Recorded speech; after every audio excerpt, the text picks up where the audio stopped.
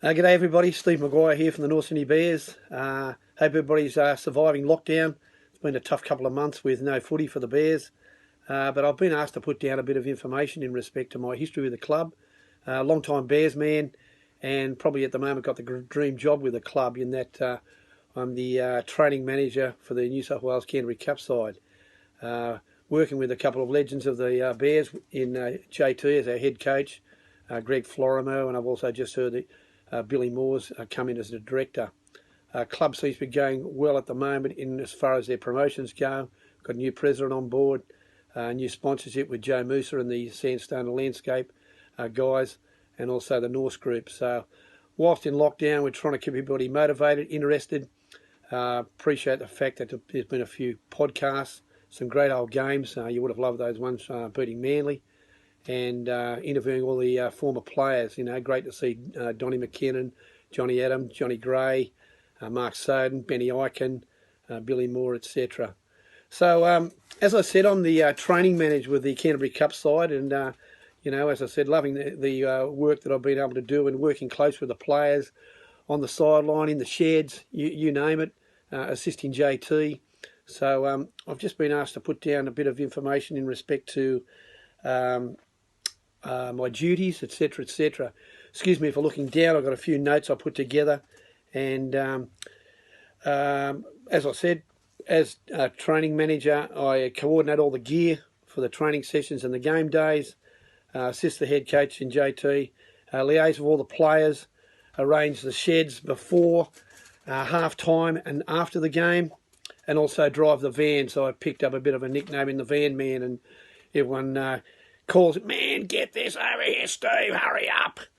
So it's all great, and let's get on with it. A couple of questions I was asked what makes a great player? Well, I think some of the players that I've met, young guys, fantastic.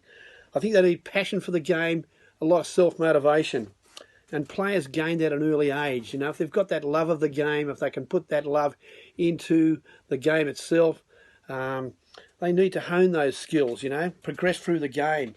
You know, a guy can pick up, you know, physique, good condition, speed and skills.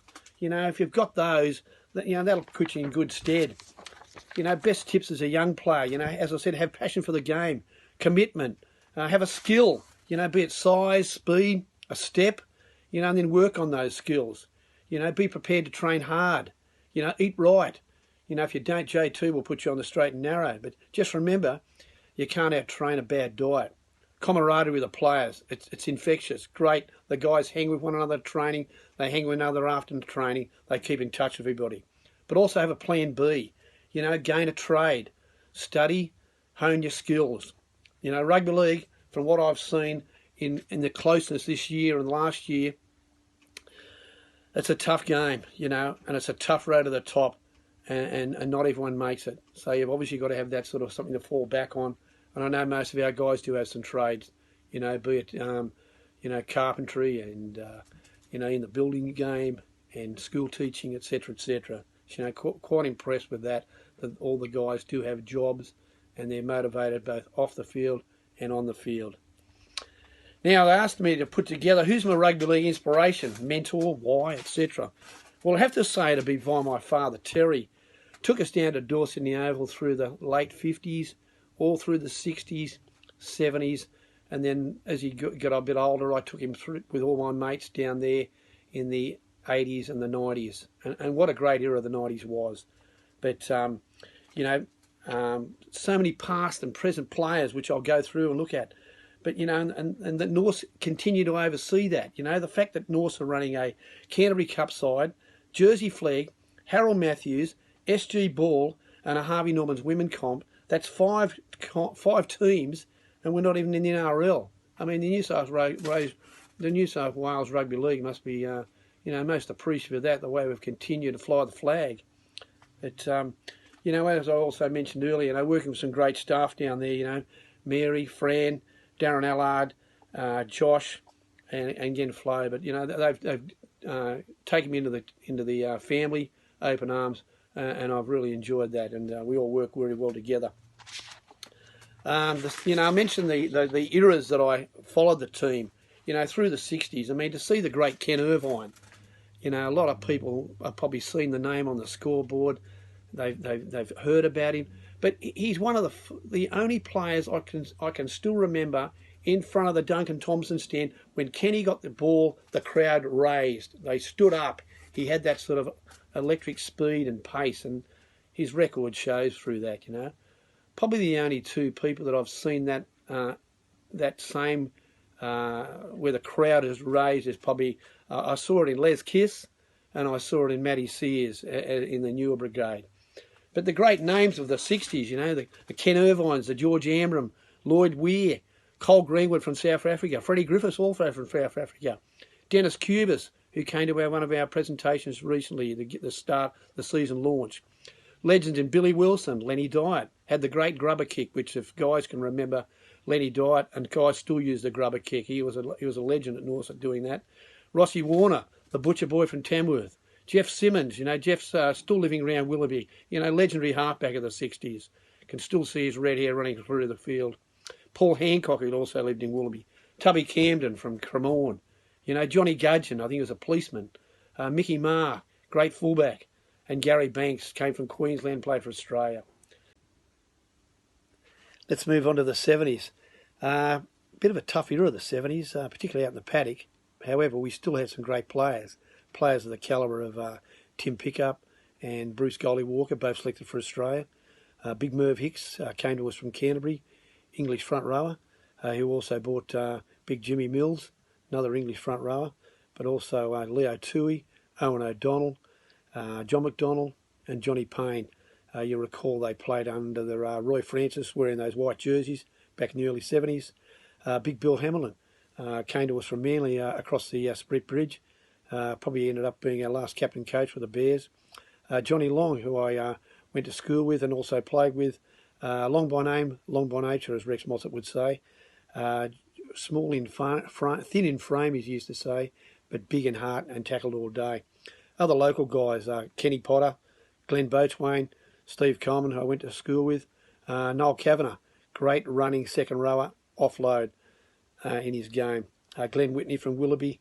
Graham Williams, English halfback, cheeky little bugger, but ended up his career at Manly, but gave us good service. Jimmy Schroeder, another great ball-playing second rower. And that era, we had some two notable coaches in Noel Kelly, sad passing only a week ago, a great career, played for Western Suburbs and ended up coaching with North in the 70s. Also finished the decade with Tommy Bishop, who English halfback that coached the Bears as well. But moving on to the 80s. Now the 80s seemed to address the problems of the 70s, and we purchased a new coach. I think it was Ron Willey. Had a couple of years with the Bears in the early 80s, and things seemed to have changed. I think this was when a bit of the start of the buzz on the lower North Shore. And under Ron Willey, we also purchased some great more players, in particular Kiwi legend Mark Graham. I mean, what a player he was, probably ahead of his time in size, physique, training regime, etc. But I'll talk about Mark a bit later on. But he also had with him Johnny Gray, dual international, as well as played with North, went to Manly and saw the light and came back to North. Donnie McKinnon, the McKinnon name's synonymous with the Bears through his brothers and uncles, but also Keith Crash Harris, Johnny Adam, who was a great player, ended up being a director, young Darren Rogers, Mick Healy, Nigel Tate, Clayton Friend, halfback, Kiwi international, Piggy Wilson, 5'8" halfback, Freddie Arcoy and Olsen Filipina, two Kiwi legends, Phil Ritchie, Steve Mayo. Steve Mayo formed a great front row with Donnie McKinnon and Johnny Gray doing the hooking, but they were, I think they were called one time the best wet weather pack in Sydney. Feeding the scrum, cheeky little fast halfback, Paul McCaffrey, lightning quick. The French brothers from Queensland, Ian and Brett, gave great service. Steve Bornhofen Hansen, another front rower with North. We always had good forwards through the 70s, 80s and into the 90s. Two other legends that played with North, Cliffy Lyons, probably played to his 40, went back to Manly. Mitchell Cox. How quick was Mitchell Cox? Classy, rugby background, loved it at North. Freddie Teasdale came up from Manly. Chris Luckman, blonde-headed winger, can still see him singing a song with his guitar. You know, Simon Brockwell, his inside centre partner. One day at North Sydney Oval, played South. I think he scored 3 tries, carved him up. Ziggy Nescott didn't know which way to look. Larry Kelly on the wing, fullback. Mark Cannon came to us from St George. Another one, Radar, Rod Henniker, great goal kicker, ex-Steeler. Then with, who finished his career off with the Bears, the great Kerry Boosted. They loved him down at Bear Park. So many great names, great era of the 80s. And as I said, I think that was the start of the buzz. Because as we move into the 90s, the 90s was the big era for the Bears. From 90, after we won that 89 grand final in the reserve grade, it was all set for the 90s. And we had some great players again. Players of the calibre of Greg Florimo. I mean, Flo, what a legend of the club, holds a record for the most games in first grade.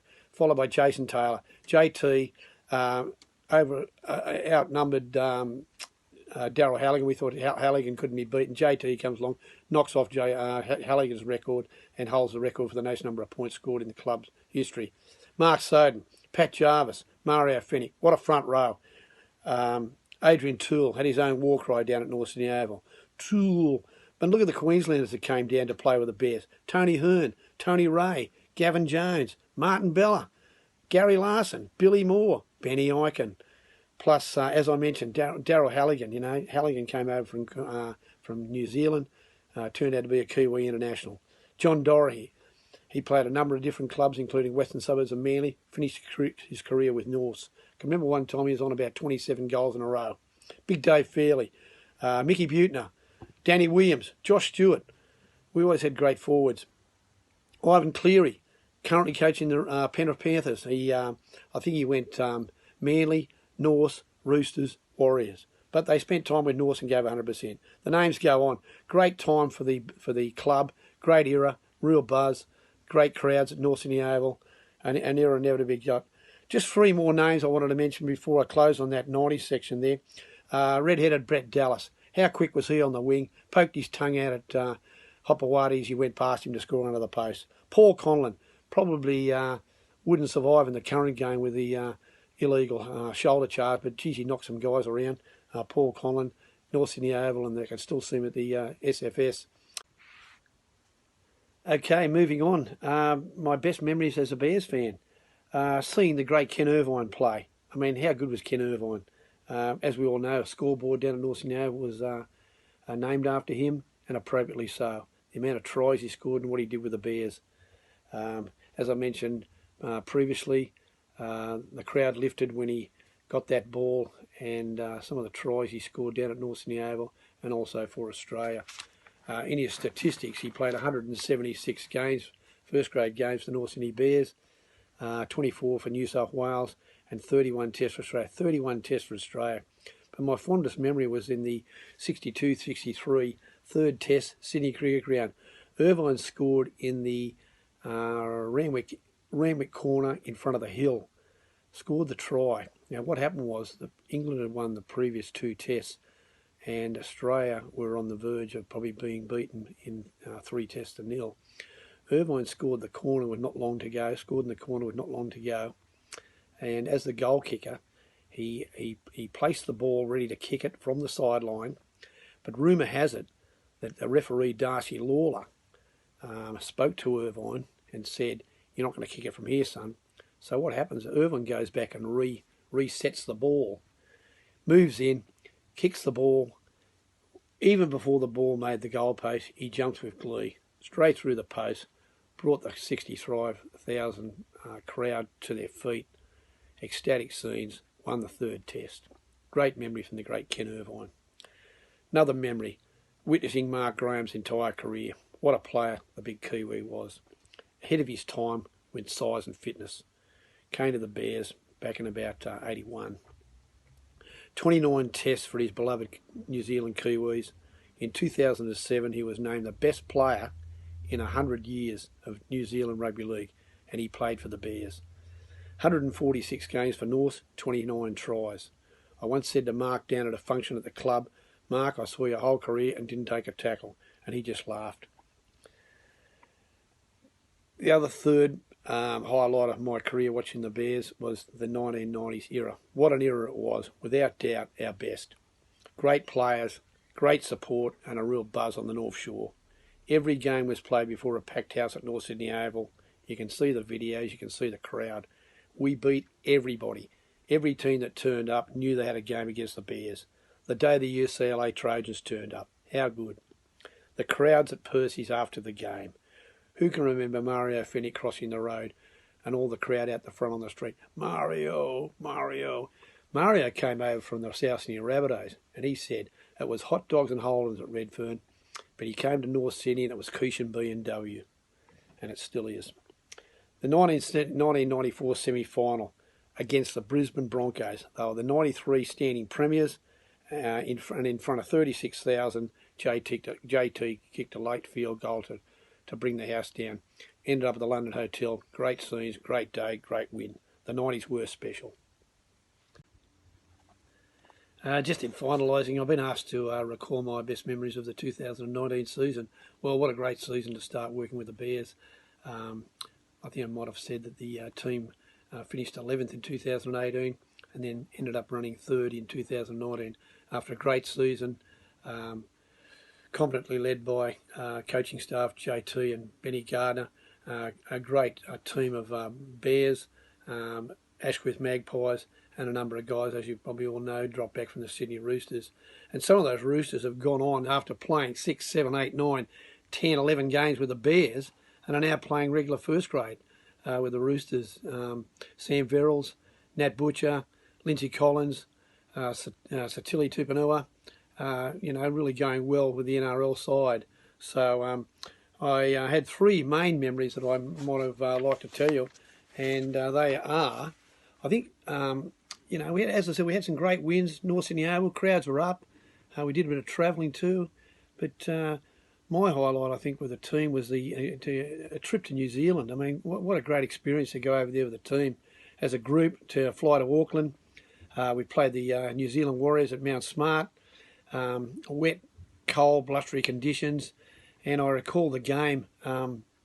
We were down 6-2 at half time, and the boys back in the sheds at half time. A great pep talk by JT, and the team came out all guns blazing, and they just clicked into gear. And I recall we went on to win 22-6 with young Billy Smith having a great second half in a man of the match performance. Great memories over there, and a great experience to travel with the team, and etc. Next one I really enjoyed was at the end of the season, again through Benny Gardner, who's the assistant coach of the New Zealand side, assistant to Madge Maguire, was working with the New Zealand side.